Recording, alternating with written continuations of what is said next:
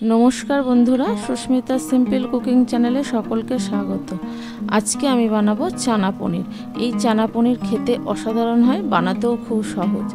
ये चाना पनीर लुचि परोटा रुटी नानपुरी सकलेर साथेई खेते भालो लागे। ताहले चलुन रेसिपिटी देखे नेওয়া যাক। आज के आमी चाना पनीर बानाबो। तार जोन्नो 200 ग्राम मतन काबली छोला सारा रात भिजिए 3টে सीटी मेरे सिद्ध करे निয়েছি নুন দিয়ে। देखुन सिद्धटा एकटू नरम होबे। এবার আমি চানা পনিরটা বানানোর জন্য ইন্ডাকশনে একটা কড়াই নিয়ে নিয়েছি। পরিমাণ মতন সাদা তেল দিয়ে দিলাম।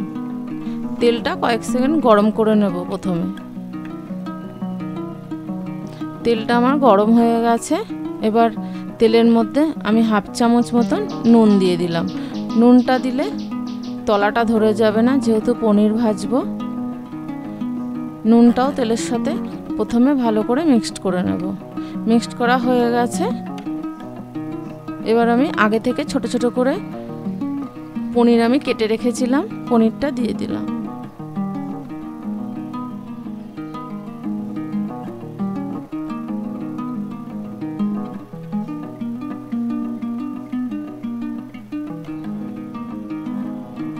পনিরটা এপিট ওপিট করে হালকা লাল করে ভেজে নেব। খুব বেশি লাল করে ভাজবো না, পনির বেশি লাল করে ভাজলে কড়া হয়ে যায়, শক্ত হয়ে যায়। এক পিঠ আমার হয়ে গেছে, আর এক পিঠ আমি উল্টে দেব।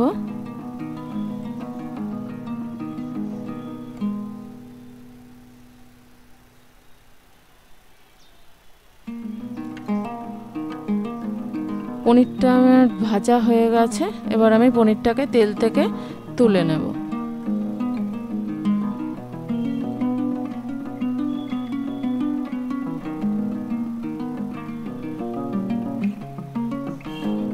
এবার ওই তেলের মধ্যেই আমি কিছু ফোড়ন দেব।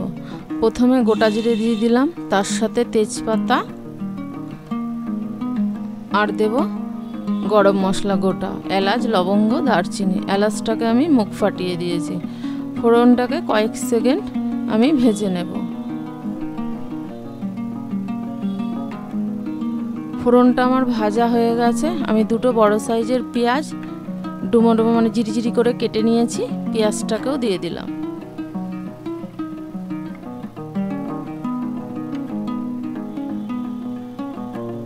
যেহেতু নুন দেয়া আছে আগে থেকে, তাড়াতাড়ি পেঁয়াজটা নরম হয়ে যাবে, বেশি সময় লাগবে না।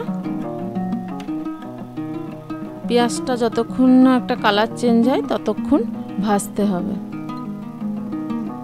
পেঁয়াজটা আমার নরম হয়ে গেছে, কালারটাও চেঞ্জ হয়ে গেছে।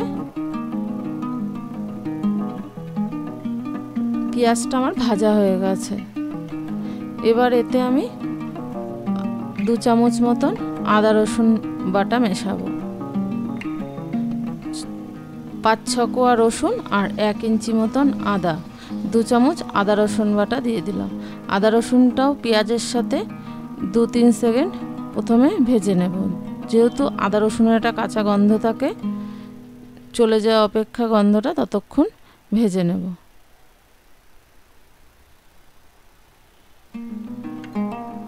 আদা রসুনটা আমার ভাজা হয়ে গেছে। এবার এতে গুঁড়ো মশলা অ্যাড করব। তার আগে একটা বড় সাইজের টমেটো বাটা দিয়ে দিলাম।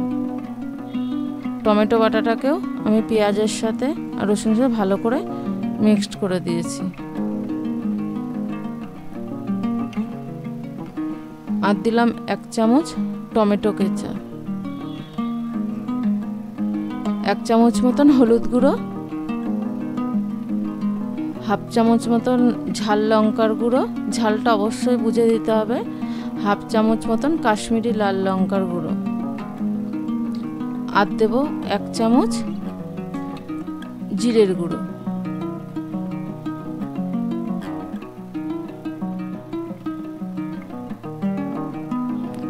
আর হাফ চামচ মতন চিনি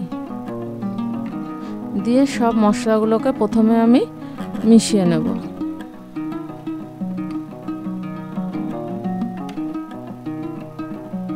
নুনটা যেহেতু মটরটাকে ছোলাটাকে সেদ্ধ করার টাইমে দিয়েছি, আবার তেলেও দিয়েছি, সেহেতু নুনটা বুঝে দিতে হবে। মশলাটা কিছুক্ষণ সময় ধরে কষিয়ে নিয়েছি। কষানোর পর আমি 5-6 কোয়া মানে বাদাম 5-6টা একটু সামান্য জল দিয়ে বেটে নিয়েছি। কাজু বাদামটা দিয়েও সেই বাটি ধুয়ে সামান্য একটু জল দিলাম। তাপটাকে মিডিয়ামে রাখতে হবে, যেহেতু কাজু বাদাম তলাটা ধরে যেতে পারে। কাজু বাদামটা দিয়েও ভালো করে মশলার সাথে কয়েক সেকেন্ড মিশিয়ে নেব। দেখুন মশলাটা থেকে তেল ছাড়তে আরম্ভ করেছে। এবার আমি কিছুটা কাসুরি মেথি হাতে ডলে দিয়ে দিলাম, দিয়ে ভালো করে মশলাটাকে আমি আস্তে আস্তে কষিয়ে নেব। যত কষানো হবে চানা মশলাটা খেতে তত ভালো হয়। মশলাটা আমার শুকিয়ে এসছে, দেখুন তেলটা ছেড়ে দিয়েছে। এবার আমি যে আগে থেকে নুন দিয়ে মটরটাকে মানে ছোলাটাকে সেদ্ধ করে নিয়েছি সেইটা দিয়ে দিলাম। ছোলাটা একটু নরমভাবে সেদ্ধ করতে হবে, যেহেতু এতে আলু দিইনি, গ্রেভিটা হবে, তার জন্য নুনটা অবশ্যই বুঝে দিতে হবে। যেহেতু আমি ছোলাতে নুন দিয়ে সেদ্ধ করেছি। ওই বাটি ধুয়ে আমি কি পরিমাণ মতন জল দিয়ে দিলাম। জলটা একটু বুঝে দিতে হবে, বেশি দেব না। যেহেতু মশলাটা ফুটবে জলের সাথে, ভালোভাবে নেড়ে দিয়েছি জলটা। এবার যে পনিরগুলো আমি ভেজে রেখেছিলাম পনিরটাকেও দিয়ে দিলাম। পনিরটাকে দিয়েও আমি ভালো করে এবার কাবলি ছোলাটাকে ফুটিয়ে নেব। 5-6 মিনিট একটু ফুটিয়ে নেব।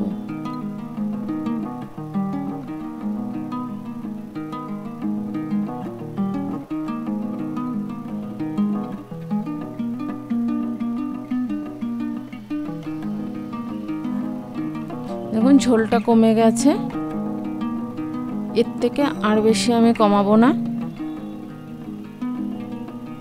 আবার যখন ঠান্ডা হবে তখন ছোলার মধ্যে আবার ঝোলটা টেনে নেবে। এবার এতে 2টো চেরা কাঁচা লঙ্কা দিয়ে দিলাম, আর কিছুটা কুচনো ধনেপাতা দিয়ে দিলাম। ধনেপাতাটা দিয়েও ভালো করে আমি নেড়ে দেব।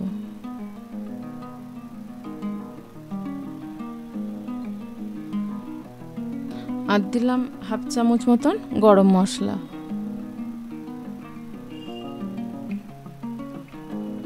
আর কিছু দেব না। আমার চানা পনির রেডি। দেখুন দেখতে কতটা সুন্দর হয়েছে, খেতেও খুব ভালো হয়। আমি পরিবেশন করে দেখাচ্ছি কেমন হয়েছে। এই ছিল আজকের রেসিপি। ভালো লাগলে অবশ্যই সাবস্ক্রাইব করার অনুরোধ রইল। পাশে থাকা বেল নোটিফিকেশানটা অন করে দেবেন। আমি কোনো নতুন ভিডিও আপলোড করলে সবার প্রথমে আপনাদের কাছে পৌঁছে যাবে। আবারও দেখা হচ্ছে নতুন কোনো ভিডিও নিয়ে। ভালো থাকবেন, সুস্থ থাকবেন। ধন্যবাদ।